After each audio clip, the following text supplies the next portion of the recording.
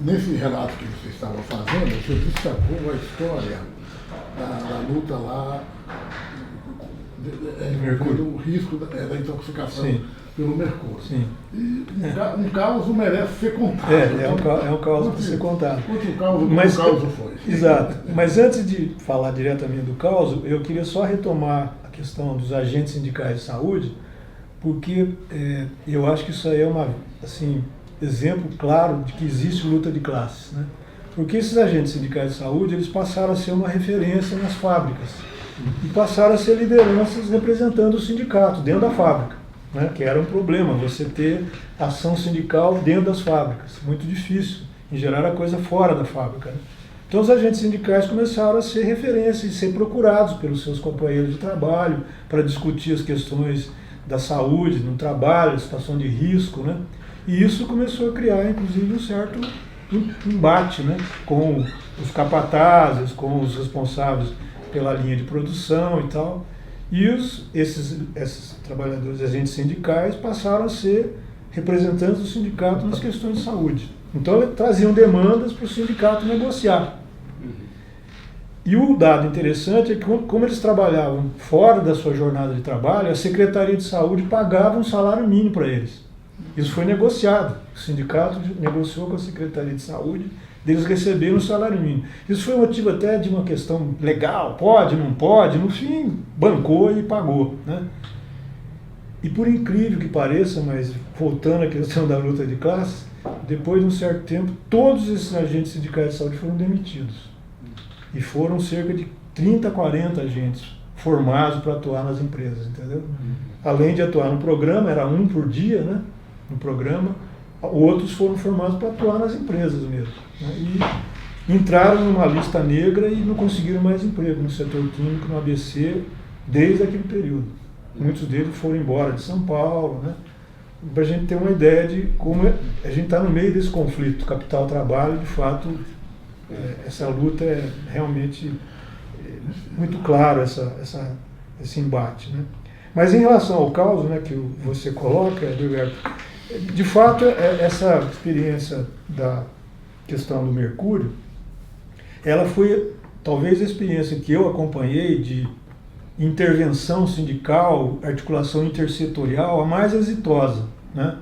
Porque ela começou em 1987, e aí no começo de 87, o sindicato, nessa época eu estava atuando lá pelo DIESAT, no Sindicato dos Químicos, e a gente foi procurar por 3 trabalhadores da empresa, que era da CIPA, dizendo que eles tinham desconfiança de que estava tendo algum problema lá no setor de produção de cloro-soda. E essa produção de cloro-soda se dava através de um processo que era de se utilizar das cubas de mercúrio, em que você passava uma corrente elétrica, e depois que passava a corrente elétrica, você conseguia isolar cloro num polo e soda no outro, né? E isso, então, era o processo. Quer dizer, você imagina como devia ser a situação numa empresa que era um ambiente fechado, onde você passava uma corrente elétrica que elevava a temperatura do mercúrio e as pessoas respiravam basicamente mercúrio, né? Então, os trabalhadores começaram a desconfiar de que alguma coisa ali não estava legal. E a empresa não dava informação nenhuma, escondia os resultados, dizia que o pessoal precisava se afastar, porque precisava se recuperar de alguma coisa, mas nunca dizia claramente o que estava acontecendo. Então, eles, desconfiados disso, procuraram o sindicato e dizendo que queriam investigar essa questão, né? Era um setor da empresa, essa produção de cloro-soda, que tinha cerca de 130 trabalhadores. Aí o que a gente propôs? Que eles trouxessem urina, para a gente fazer a dosagem do mercúrio na urina, né? Aí eles trouxeram a urina de 5 deles. Aí a gente o sindicato mandou fazer o exame, deu totalmente alterado. O limite na época era 50 microgramas, 200, 300, era esse o nível, né?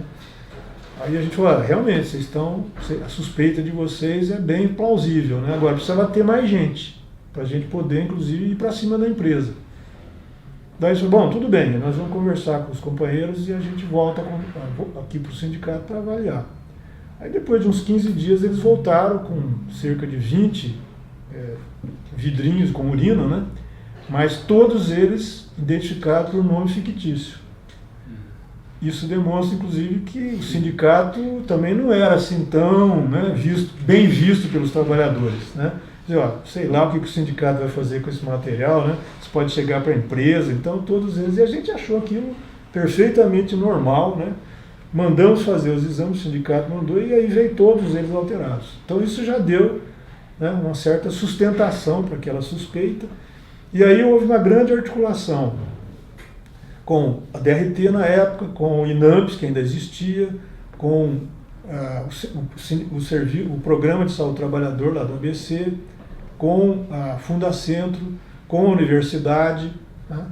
E com a USP, né? E nesse sentido teve um papel muito importante uma professora que era psicóloga e que foi estudar, inclusive, os testes neuropsicológicos que foram adotados para a detecção precoce da intoxicação por mercúrio. A Beatriz Lefebvre, né, esposa do professor Lefebvre, que foi até para a Itália para se apropriar melhor dos testes neuropsicológicos para poder aplicar aqui no Brasil. E essa experiência foi aplicada no ABC como um todo, porque tinha trabalhador que trabalhava lá na Eletrocloro, em Santo André, mas morava em São Bernardo, morava em Diadema, morava em Mauá, né?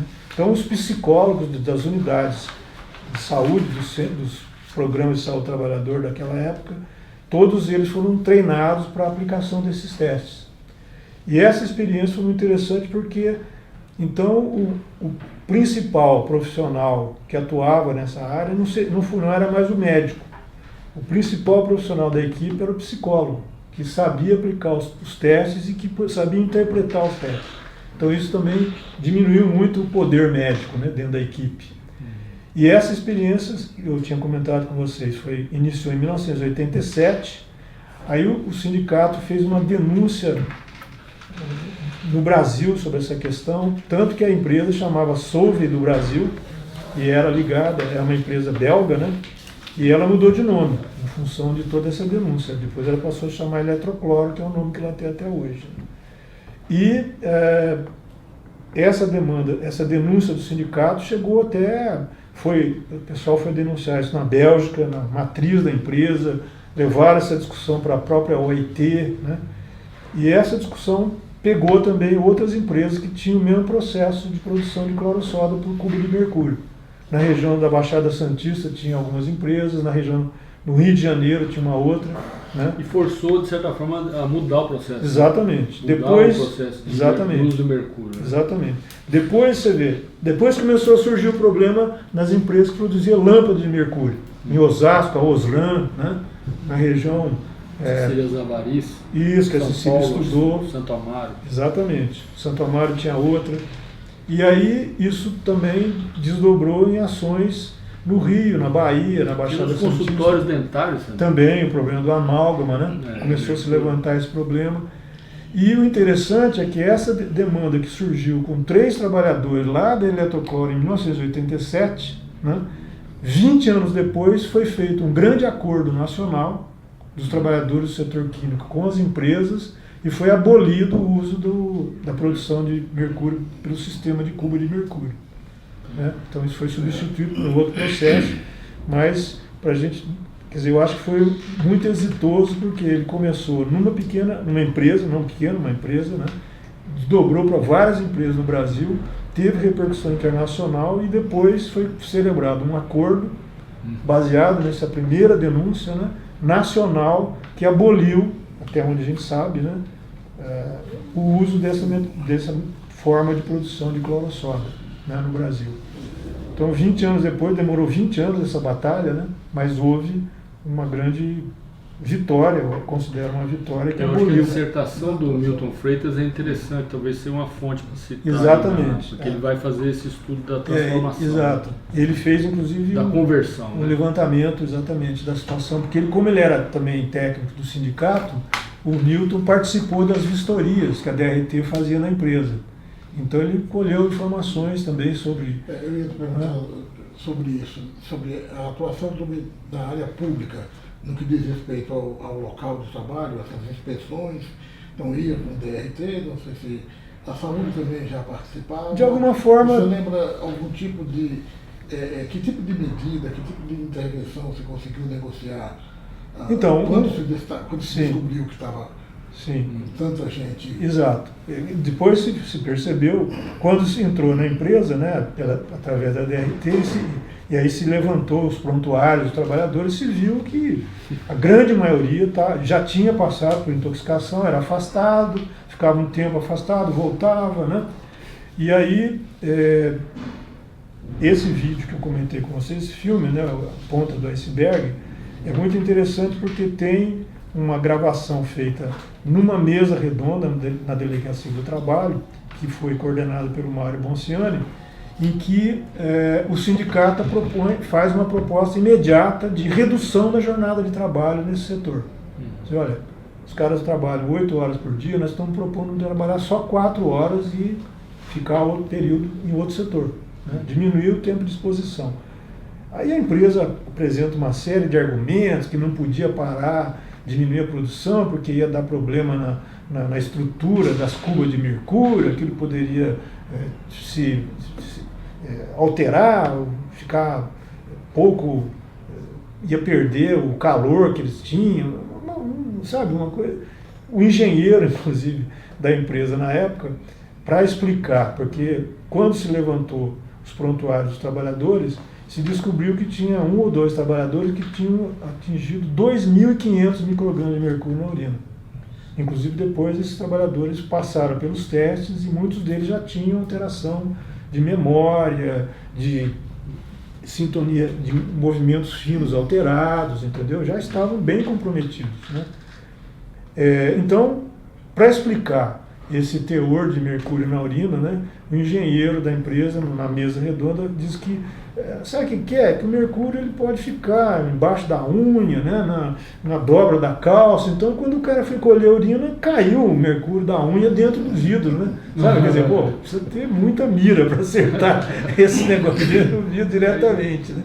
Então, foram coisas assim, realmente risíveis que a empresa procurou colocar, e que o próprio Mário, na época da discussão, quando se propunha essa coisa da redução da jornada e essa contra-argumentação da empresa, virou uma coisa também que não tinha nenhum sentido, né? Quer dizer, reduzir a jornada era o mínimo que a gente poderia exigir. E depois a empresa também, a gente ficou sabendo que tinha um setor de regeneração de grelhas, que eles chamavam, que era você pegar a parte superior das cubas, né, que ficava o mercúrio depositado, ia para uma salinha menor, onde eles faziam a recuperação daquele mercúrio para voltar a usar reutilizar. E aí era a exposição ainda mais intensa, né, porque era uma sala menor, onde eles recuperavam o mercúrio e o ambiente era extremamente contaminado, né. Aí o que a gente ficou sabendo, o sindicato foi para cima para tentar, inclusive,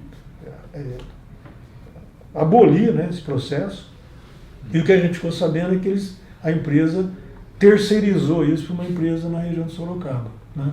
Quer dizer, isso é o que as empresas em geral fazem, né? Quer dizer, quando você é pressionado por uma ação sindical, leva o problema para um lugar onde a ação sindical é menos efetiva. Então, o que foi proposto, de fato, foi redução de jornada, diminuição desses setores de produção que eram mais críticos, né? E quando houve a greve, daí a empresa aceitou fazer mudanças, inclusive, do próprio processo de produção, né? E um tempo depois foi abolido esse processo dentro daquela empresa, o que aconteceu depois do restante do Brasil, né? E eles adotaram um processo que eu não saberia dizer para você que tipo de risco tem, né? Que eles chamam, que foi substituir o processo de cuba de mercúrio, que foi de uso de filtros de amianto. Então pode ser que tenha surgido um outro tipo de problema, de risco, né? Mas foi o que foi adotado na maioria das empresas depois que se aboliu o uso da cuba de mercúrio. Legal.